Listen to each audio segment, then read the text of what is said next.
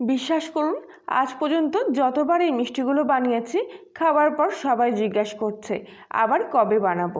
একেবারে নরম পাকের দানাদারযুক্ত এই মিষ্টিগুলো খেতে দারুণ সুস্বাদু। কোনো রকম ঝুট ঝামেলা ছাড়াই ঘরে থাকা উপকরণ দিয়েই তৈরি হয়ে যাবে। আর সেজন্য প্রথমেই আমি এখানে একটা বাটির মধ্যে 1 কাপ পরিমাণ বেসন নিয়ে নিচ্ছি। তবে বেসনটা প্রথমে এরকম চালনির মধ্যে চেলে নেব। আর যেহেতু এখানে আমি বাজারে কেনা বেসন ব্যবহার করছি, তাই বেসনের মধ্যে কিন্তু অনেক সময় অনেক দানা ভাব থেকে থাকে, যেগুলো সহজে মেশে না। তাই অবশ্যই বেসনটা নেওয়ার আগে এইভাবে একটু চেলে নিলে খুব ভালো হবে। এই দেখুন, এই দানাগুলো কিন্তু এর মধ্যে রয়ে যায়। তো এবার ফ্রেশ বেসনটা আমি এখানে নিয়ে নিয়েছি, আর নিয়েছি এখানে 1 কাপ পরিমাণ লিকুইড দুধ। এমনি জাল দেওয়া নর্মাল দুধই নিয়েছি। এবার অল্প অল্প করে দুধটা এই বেসনের মধ্যে দেব আর খুব ভালোভাবে এরকম করে গুলে নেব। একবারে সব দুধটা দেব না, অল্প অল্প করে দুধটা দেব আর এইভাবে আস্তে আস্তে গুলে নেব। দুধটা আস্তে আস্তে এইভাবে বেসনের সাথে মিশানোর ফলে খুব ভালোভাবে মিশ্রণটা তৈরি হবে। তাই আবারও বলছি, একেবারে না দিয়ে এইভাবে অল্প অল্প করে দুধটা দিতে হবে। আর যে পরিমাণ বেসন নেবেন সেই পরিমাণ দুধ দিতে হবে এর মধ্যে। তো এক্ষেত্রে বেসন আর দুধের মিশ্রণটা কিন্তু এরকম না ঘন না পাতলা মতো হবে। আমি একটুখানি তুলে নিয়ে দেখাচ্ছি আপনাদের, তাহলে বুঝতে পারবেন। এই দেখুন, ঠিক এরকম হবে এই ব্যাটারটা। তো এবার এটা আমি এখানে সরিয়ে রাখবো, এটা পরে কাজে লাগবে। ততক্ষণ এটা এই অবস্থায় থাক। আর এবার আমি এখানে 1 কাপ পরিমাণ চিনি নিয়ে নিয়েছি। একটা কড়াইয়ের মধ্যে চিনিটা নিয়ে নিলাম আর তার সাথে দিয়ে দেবো 1 কাপ পরিমাণ জল। গ্যাসটা অন করে দিয়ে চিনি আর জলটা আমি এখানে ফুটিয়ে চিনির শিরা তৈরি করে নেব। চিনিটা আস্তে আস্তে জলের সাথে খুব ভালোভাবে এইভাবে মিশতে থাকবে। কিছুক্ষণের মধ্যেই চিনির জলটা এইভাবে ফুটতে শুরু করেছে, আর একটু এইভাবে মাঝে মধ্যে নাড়িয়ে চাড়িয়ে দেব। খুব একটা বেশিক্ষণ লাগবে না শিরাটা তৈরি হতে, যেহেতু অল্প পরিমাণে জল দিয়েছি। আর কিছুক্ষণের মধ্যে চিনির শিরাটা এরকম একটু দেখবেন ঘন ঘন মতো হয়ে আসছে। তো 2 আঙুলের মধ্যেখানে রেখে এরকম একটু চেক করে নিয়ে দেখতে হবে। মোটামুটি একটা এরকম তার মতো সৃষ্টি হলেই এই শিরাটা তৈরি হয়ে যাবে। তো এবার আমি গ্যাসটা অফ করে এই চিনির শিরাটা এখান থেকে নামিয়ে নেব। এবার অন্য একটা প্যানের মধ্যে আমি এখানে যে পরিমাণ বেসন নিয়েছিলাম তার অর্ধেক পরিমাণ ঘি এখানে নিয়ে নিয়েছি। তো ঘিটা এখানে আমি প্যানের মধ্যে দিয়ে দিলাম, আর ঘিটা আস্তে আস্তে গলে গিয়েছে। আর এবার একটু হালকা ঘিটা গরম হয়ে গেলেই এর মধ্যে আগে থেকে দুধ আর বেসনের যে গোলাটা ছিল সেটা এর মধ্যে দিয়ে দিলাম। আর এই সময় কিন্তু গ্যাসের ফ্লেমটা একদম সিম আঁচে দিয়ে রাখতে হবে। দিয়ে খুব ভালো করে বেসনের সাথে ঘিটা এইভাবে একটু মিশিয়ে নেড়ে চেড়ে নিতে হবে। তো কিছুক্ষণের মধ্যে ঘিটা কিন্তু বেসনের সাথে মিশে যাবে, আর এইভাবে নাড়াচাড়া করতে হবে অনবরত। তো প্রথম অবস্থায় আমার এরকম প্যানের তলায় একটু লেগে গিয়েছিল, তবে আস্তে আস্তে যখন ঘিটা সম্পূর্ণ বেসনের সাথে মিশে গিয়েছিল তখন আপনা আপনি কিন্তু প্যানের গা ছেড়ে দিয়েছিল সম্পূর্ণ বেসনটা। তো এইভাবে অনবরত একটু হালকা হাতে নাড়াচাড়া করতে হবে যতক্ষণ না বেসনটা একটু ভাজা ভাজা মতো হয়ে আসছে। কিছুক্ষণ এইভাবে নাড়াচাড়া করতে করতে দেখবেন আপনি এরকম প্যানের গা ছেড়ে বেসনটা এরকম উঠে এসে ঝুড়ো ঝুড়ো মতো আস্তে আস্তে হয়ে যাচ্ছে। আর আগে থেকে দেখুন কতটা শুকনো হয়ে গেছে, ঝরঝরে মতো হয়ে যাচ্ছে বেসনটা।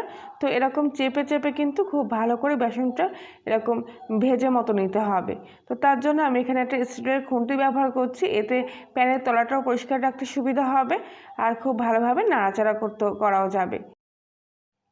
তো কিছুক্ষণ এইভাবে নাড়াচাড়া করে ভেজে নেওয়ার পর দেখুন বেসনের কালারটা কিন্তু কত সুন্দর এসছে। আর বেসনটা যখন ঘিয়ের সাথে এরকম আস্তে আস্তে ভাজা হতে আসবে তখন কিন্তু সুন্দর একটা গন্ধ ছড়াতে শুরু করবে। তো খুব একটা বেশি ভাজার দরকার নেই, এরকম বেসনটা ভাজার সুন্দর একটা মিষ্টি গন্ধ যখন ছড়িয়ে যাবে তখন এটা তৈরি হয়ে যাবে। আর এমনিতেই বুঝতে পারবেন এটা এরকম যখন ঝুরো ঝুরোর মতো টেক্সচার চলে আসবে এর মধ্যে। তো এই অবস্থায় এটা আমি এখান থেকে নামিয়ে নিচ্ছি। এবার আগে থেকে যে চিনি শিরা তৈরি করে রেখেছিলাম সেটা কিন্তু একদম এরকম জমে গেছে। তো এবার একটু হালকা আঁচে এটাকে গরম করে একটু গলিয়ে নিতে হবে চিনি শিরাটাকে। চিনির দলাগুলো ভালোভাবে এভাবে গলে গেলে এবার গ্যাসের ফ্লেমটা একদম সিম আঁচে করে দেব।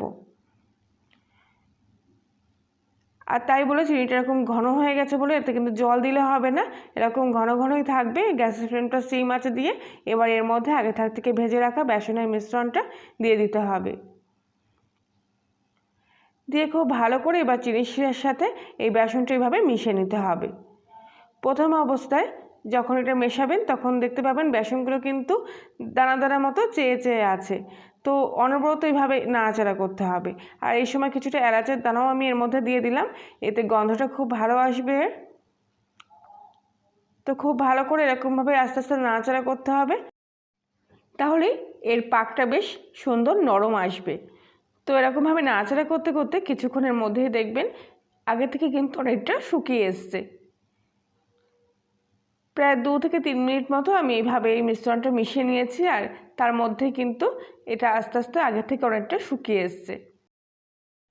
তো এই সময় যত ভালোভাবে এরকম করে পাকিয়ে নেওয়া যাবে ততই কিন্তু মিষ্টিগুলোর টেক্সচার খুব সুন্দর আসবে। আর এইভাবে করতে করতে দেখুন আগে থেকে কিন্তু কত সুন্দর শুকিয়ে এসছে। একটু এরকম হালকা শুকিয়ে আসবে আর কালারটাও কিন্তু অন্যরকম হয়ে যাবে, নিজেরা দেখলেই বুঝতে পারবেন। ঠিক এই সময় এবার এই সম্পূর্ণ মিশ্রণটা আমি এরকম এক জায়গায় করে নিয়ে আসলাম। এবার এর মধ্যে 1 চামচ মতো ঘি দিয়ে দিলাম আবারও। এবার ঘিটা এর সাথে খুব ভালোভাবে নাড়াচাড়া করতে থাকলাম। এই সময় ঘি দিলে এর মধ্যে যে দানাদার ভাবটা সেটা কিন্তু ভালোভাবে ফুটে উঠবে, আর ঘির গন্ধটা এই সময় দিলে আরও ভালো লাগবে খেতে। তো ঘিটা খুব ভালোভাবে এর সাথে এভাবে মিশিয়ে নিচ্ছি। আর যখন দেখবেন এরকম কড়াই গা থেকে আপনি ডোটা উঠে আসছে, তখন হাতের মধ্যে এরকম একটু চেক করে দেখবেন যে ডোটা এরকম এক জায়গায় হয়ে আসছে, তার মানে এটা কিন্তু তৈরি হয়ে গেছে। তো ঠিক এরকম একটু হালকা নরম পাকেরই থাকবে। তো এই অবস্থায় আমি একটা বক্সের মধ্যে আগে থেকে একটা কাগজ দিয়ে তার উপরে অয়েল ব্রাশ করে রেখেছিলাম, আর তার মধ্যে সমস্ত এই মিশ্রণটা ঢেলে নিচ্ছি। তারপর এরকম একটা চামচের উল্টো পিঠ দিয়ে এই বক্সের মধ্যে সম্পূর্ণ মিশ্রণটা খুব ভালোভাবে সেট করে নিলাম। এরকমভাবে উপর থেকে একটু হালকা হাতে ট্যাপ ট্যাপ করে দেবেন, তাহলে যাতে ভিতর থেকে কোথাও কোনো ফাঁকা না থাকে। তো কিছুক্ষণ এই অবস্থায় খুব ভালোভাবে রেস্টে রেখে দিয়েছিলাম। পুরোপুরি যখন এইটা একেবারে ঠান্ডা হয়ে যাবে তখন বক্সটা এইভাবে একটা প্লেটের মধ্যে উল্টে নিচ্ছি, আর তারপর বক্সের থেকে এই মিষ্টিটা আমি তুলে নিলাম আর ওপর থেকে কাগজটা ওইভাবে তুলে নিচ্ছি। দেখুন ওপরের টেক্সচারটা কত সুন্দর এসছে। এবার এই মিষ্টিটা আমি পিস পিস করে কেটে নেব। কত সহজেই দেখুন মিষ্টিগুলো তৈরি হয়ে গেল। আশা করছি আজকের রেসিপিটি আপনাদের ভালো লেগে থাকবে। ভালো লাগলে প্লিজ লাইক শেয়ার কমেন্ট করে জানাবেন। আর আপনি যদি কলিনের রান্নাঘরের নতুন সদস্য হয়ে থাকেন তাহলে চ্যানেলটি সাবস্ক্রাইব করার জন্য আপনাদের কাছে অনুরোধ রইল। প্রত্যেকটা মিষ্টি আমি এরকম বরফির মতো করে কেটে নিয়েছি, আর দেখুন ভিতরের টেক্সচারটা কত সুন্দর এসছে। এই মিষ্টিগুলো খেতে একদম অসাধারণ লাগে, একদম শক্তও না আবার একেবারে নরম ভেদভেদেও না, একদম মুখে দিলেই মিলিয়ে যাবে এমন ধরনের মিষ্টি। আমি এখান থেকে একটা দেখুন ভিতরের টেক্সচারটা কত সুন্দর এসছে, একদম হাতের মধ্যে নিলে কিন্তু খুব সুন্দরভাবে এরকম ভেঙে যাচ্ছে, আর ভিতরটাও দেখতে পাচ্ছেন কত সুন্দর হয়েছে।